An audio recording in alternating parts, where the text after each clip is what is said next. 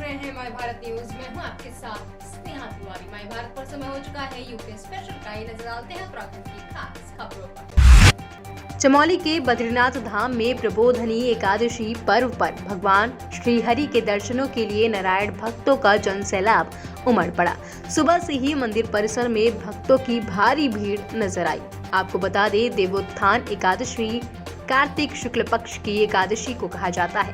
चमोली से माय भारत के लिए पुष्कर सिंह नेगी की रिपोर्ट। उत्तराखंड के लोक पर्व इगास बगवाल के अवसर पर गढ़ सेवा संस्थान की ओर से ऋषिकेश के त्रिवेणी घाट पर कार्यक्रम का आयोजन किया गया। कार्यक्रम में बतौर मुख्य अतिथि विधानसभा अध्यक्ष प्रेमचंद्र अग्रवाल पहुंचे, जिनके स्वागत में गायक पदम और उनकी टीम ने गीत गाया।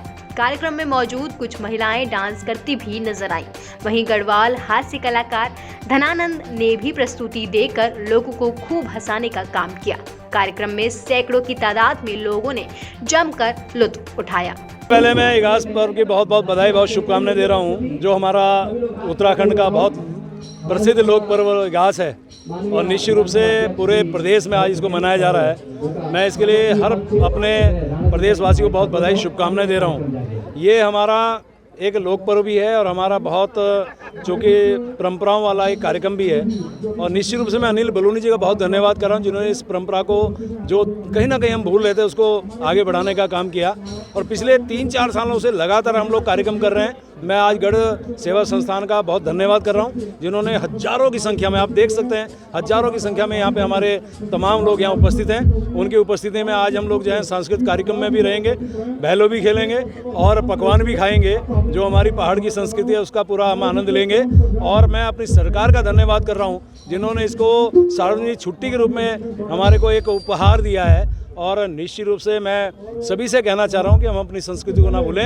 ये हमारी संस्कृति का त्यौहार है, हमारी खुशियों का त्यौहार है, हमारी एक परंपरा का त्यौहार है। इसको हम इस प्रकार से मनाएं ताकि आने वाले टाइम पे भी इसका और व्यापक प्रचार प्रसार भी हो। ऋषिकेश में पूर्व प्रधानमंत्री पंडित जवाहरलाल नेहरू की जयंती के अवसर पर श्यामपुर में चौपाल कार्यक्रम का आयोजन किया गया। कार्यक्रम में बतौर अतिथि के तौर पर पूर्व मुख्यमंत्री हरीश रावत ने शिरकत की। इस दौरान हरीश रावत ने लोगों को संबोधित करते हुए कहा कि आगामी विधानसभा चुनाव में बीजेपी का सुपड़ा साफ होने वाला है, कांग्रेस की सरकार आने वाली है। आगे उन्होंने कहा कि बीजेपी उनके खिलाफ चाहे कितनी भी कूटनीतिक बयानबाजी क्यों न कर ले, लेकिन उससे जनता का मन बदलने वाला नहीं है। मौके पर बूढ़ी दिवाली के मौके पर मैं सारे उत्तराखंड वासियों को बहुत बहुत बधाई देता हूँ। ये हमारा परंपरा का त्यौहार है और इसको आप सब मिलजुल करके मना रहे हैं, खूब बहलो खेल रहे हैं।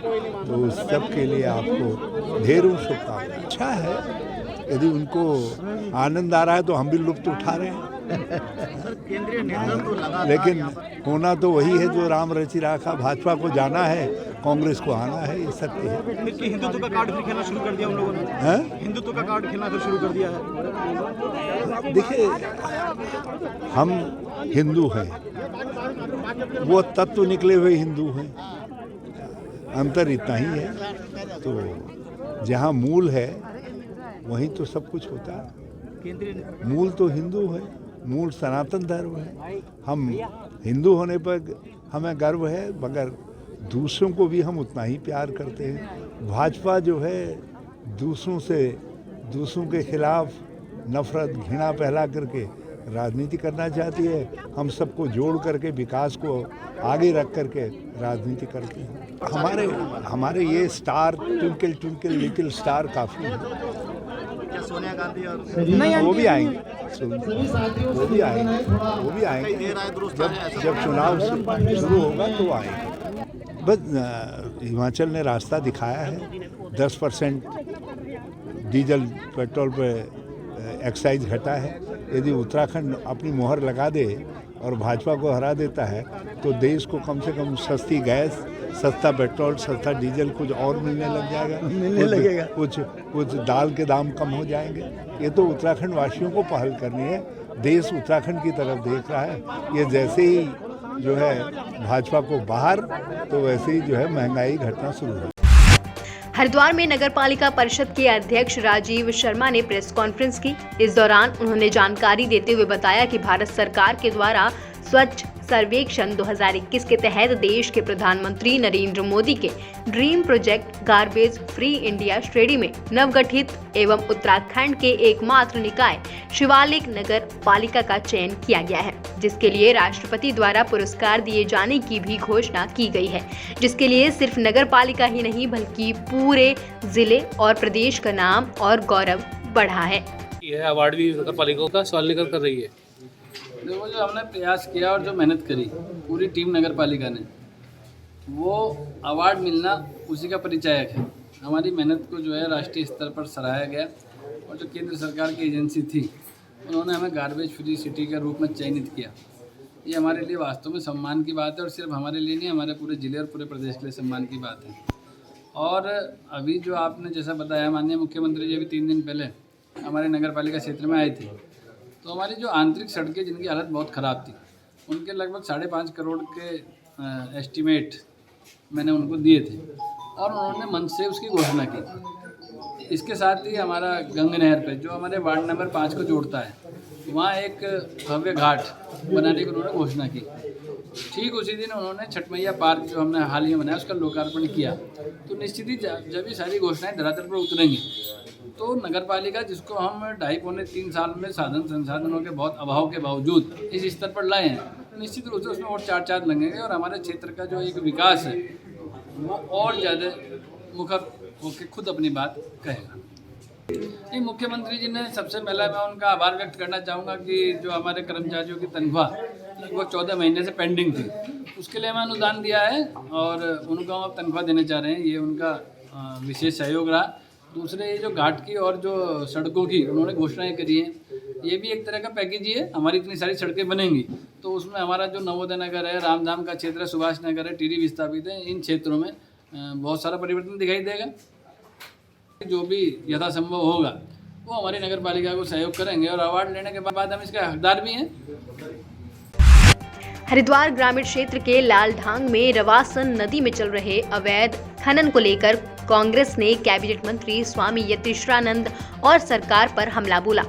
हरिद्वार प्रेस क्लब में पत्रकार वार्ता करते हुए कांग्रेस नेताओं ने कहा कि स्थानीय विधायक के संरक्षण में क्षेत्र में अवैध खनन किया जा रहा है। जेसीबी और पोकलैंड की मदद से हो रहे खनन से न सिर्फ राज्य को राजस्व की हानि हो रही है बल्कि स्थानीय लोगों के लिए भी अवैध खनन परेशानी का सबब बना हुआ है। कांग्रेस नेताओं ने मांग करते हुए कहा कि सरकार अगर इस पर जल्द रोक नहीं लगाती है तो कांग्रेस अवैध खनन के खिलाफ बड़ा आंदोलन छेड़ेगी। हरिद्वार से माय भारत के लिए प्रवेश राय की रिपोर्ट। एक बड़ी प्रमुख नदी है रवासन नदी, और उस रवासन नदी के माध्यम से 15 से 20 गांव के बीच के किसानों को सिंचाई का पानी मुहैया कराया जाता है। आज उसमें जेसीबी और पोकलैंड मशीनों के माध्यम से बड़ा ही ताबड़तोड़ तरीके से अवैध खनन किया जा रहा है, जिससे आने वाले समय में वहाँ के किसानों को सिंचाई के पानी की भी दिक्कत होगी और उससे वहाँ किसानों की ज़मीन कटने का भी खतरा है। आने वाले समय वहाँ 2011 में भी एक दुर्घटना हुई थी जिसमें 3 मासूम बच्चे उन अवैध खनन के गड्ढों में उनकी डूबने से मौत हो गई थी। आज फिर वैसे ही गड्ढे में तैयार किए जा रहे हैं। हमारी आपत्ति इस पर है कि ये खनन किस तरीके से किया जा रहा है। ना तो वहाँ राजस्व प्राप्ति हो रही है पर राज्य सरकार को, और ना ही स्थानीय लोगों को रोजगार मिल रहा। हमारा कहना यह है कि खनन जो हो वो निगम के माध्यम से हो, जो हमारे यहाँ निगम व्यवस्था है, और उससे स्थानीय लोगों को वहाँ रोजगार मिले। ये अवैध खनन से स्थानीय लोगों के हकों पर भी हमला किया जा रहा है सरकार द्वारा। और जो मैंने स्थानीय विधायक वाली बात की है, इतना बड़ा काम दिन दहाड़े बिना किसी राजनीतिक संरक्षण के नहीं चल सकता है। रुड़की के इब्राहिमपुर गांव में खनन माफियाओं ने ग्रामीणों को बुरी तरह मारपीट कर गंभीर रूप से घायल कर दिया। इस मारपीट में कई महिलाएं भी घायल हो गईं, जिससे गुस्साए ग्रामीणों ने नेशनल हाईवे घंटों तक बाधित किया। इस दौरान पुलिस और ग्रामीणों के बीच काफी नोकझोंक भी हुई, लेकिन पुलिस प्रशासन की कड़ी मशक्कत के बाद हाईवे पर लगे जाम को खुलवाया गया। वहीं घायलों को इलाज के लिए अस्पताल में भर्ती कराया गया है। ग्रामीणों द्वारा रोड जाम कर दिया गया था कुछ घायलों को लेकर, और इस बात को लेकर यहाँ पे उनसे वार्ता की गई। बाद में मेडिकल के लिए इन लोगों को भिजवाया गया। कितने लोग घायल हैं? इसमें 3 लोग घायल बताए जा रहे हैं और उसमें कार्रवाई की जा रही है। नहीं, ऐसा कुछ नहीं, लाठियाँ वगैरह ना किसी पे नहीं बांधी गई हैं। इसमें जो ग्रुप इनसे बात हुई थी, तो बाद में सहमति बनी कि घायलों को हॉस्पिटल भिजवाया जाए, और इसी सहमति के आधार पर हॉस्पिटल जब इनको भिजवाया जा रहा था तो इन्हीं में से भीड़ में से ये ग्रुप ने उसका विरोध किया और उसी बात को लेकर एक छीना झपटी और रस्साकशी रही। एम्बुलेंस में तोड़फोड़ की गई है। उसको लेकर हम जाँच कर रहे हैं। अब क्या आश्वासन दिया गया है सर? इसमें जो भी मुकदमा बनेगा, जो लीगल एक्शन है, तहरीर जो भी आएगी, मुकदमा कायम किया जाएगा और जो भी कानूनी कार्रवाई है वो की जाएगी। जिस तरीके से घंटों हाईवे जाम किया गया है ग्रामीणों का, बिल्कुल उस पर भी कार्रवाई की जाएगी। ऋषिकेश के कृष्णानगर कॉलोनी और खाड़ गांव को नगर निगम में शामिल कराने का मामला शांत होता नजर नहीं आ रहा है। 31 दिन से त्रिवेणी घाट पर सरकार के खिलाफ धरना प्रदर्शन कर रहे प्रदर्शनकारियों की सुध लेने ना तो प्रशासन पहुंचा और ना ही कोई जनप्रतिनिधि। ऐसे में कॉलोनी के निवासियों ने एक बार फिर आगामी विधानसभा चुनाव के बहिष्कार करने की घोषणा की है। यही नहीं, आंदोलनकारियों ने उग्र आंदोलन की रणनीति बनानी शुरू कर दी है। आंदोलनकारियों का कहना है कि अगर जल्द ही इस पर सरकार सुनवाई नहीं करती है तो विधानसभा चुनाव में बीजेपी को इसका खामियाजा भुगतना पड़ सकता है। ऋषिकेश से माय भारत के लिए अमित कंडियाल की रिपोर्ट। ये हम लोग जो हमारा जो क्षेत्र है, कृष्णानगर कॉलोनी, IDPL, तमाम विस्थापित क्षेत्र हैं, खांड गाँव वगैरह है, ये अभी तक नगर निगम में शामिल नहीं है। यहाँ लगभग सारा देखा जाए तो 30 से 40 हज़ार जनसंख्या की आबादी का क्षेत्र है और इनको वोट डालने का भी अधिकार नहीं है और न ही राज्य सरकार, केंद्र सरकार कोई योजना का लाभ मिल पाता है। परंतु हम लोग को 31 दिन हो गया बैठे हुए और अभी तक कोई शासन, प्रशासन, स्थानीय जनप्रतिनिधि कोई भी हम लोग का खोज खबर लेने तक नहीं आया, ना कोई आश्वासन देने आया, ना कोई बात करने आया, ना कोई काम का अभी तक पता चल पा रहा है सरकार क्या कर रही है। इसलिए हम लोग को बहुत बड़ा दुख है और हम लोग इस आंदोलन को और उग्र रूप करेंगे, जिसकी सारी जिम्मेदारी स्थानीय जनप्रतिनिधि की होगी, हमारे विधायक की होगी और शासन प्रशासन की होगी। अनदेखा तो हम लोगों को पिछले 15 साल से स्थानीय विधायक कर रहे हैं, क्योंकि उनका क्षेत्र था, उन्हें कर देना चाहिए था, परंतु नहीं किया तो चुनाव का बहिष्कार तो हमने पहले ही कर रखा, हमें करना ही है। और हम पूरे विधानसभा में 171 बूथों पर जा कर के कमेटियां गठित करेंगे और हम इस विधायक को अगर काम नहीं हुआ तो हराने का भी काम करेंगे। रुड़की के झबरेड़ा विधानसभा क्षेत्र के समस्तपुर खुंडेवाली गांव में जलभराव को लेकर ग्रामीणों ने भारी आक्रोश दिखाया। आक्रोशित ग्रामीणों ने झबरेड़ा विधायक देशराज कर्णवाल और उत्तराखंड सरकार के खिलाफ जोरदार नारेबाजी की। ग्रामीणों का आरोप है कि कई बार शिकायत करने के बावजूद भी उनकी समस्या का कोई समाधान नहीं हो पाया है। ग्रामीणों ने झबरेड़ा विधायक देशराज कर्णवाल पर अनदेखी का आरोप लगाते हुए चेतावनी भी दी कि अगर उनकी समस्या का कोई समाधान नहीं हुआ तो वे भूख हड़ताल करने पर मजबूर हो जाएंगे। रुड़की से माय भारत के लिए प्रिंस शर्मा की रिपोर्ट। हरिद्वार के मंगलौर में अवैध खनन का काला कारोबार धड़ल्ले से जारी है। आवासीय कॉलोनी में दिन रात धड़ल्ले से अवैध खनन जारी है, जिससे सरकार के राजस्व को लाखों का चूना लग रहा है। पुलिस पर खनन माफियाओं से मिली भगत का भी आरोप है। वहीं ग्रामीणों के विरोध करने पर खनन माफिया ग्रामीणों से बदसलूकी करते नजर आ रहे हैं। हरिद्वार से माय भारत के लिए अनिल सैनी की रिपोर्ट। उत्तराखंड की खबरों में फिलहाल के लिए इतना ही। कल फिर हाजिर होंगे उत्तराखंड की तमाम बड़ी खबरों को लेकर। उत्तराखंड की लेटेस्ट खबरें देखने के लिए हमारे YouTube चैनल को लाइक करें, सब्सक्राइब करें, हमारे पेज को फॉलो करें और देखते रहें माय भारत।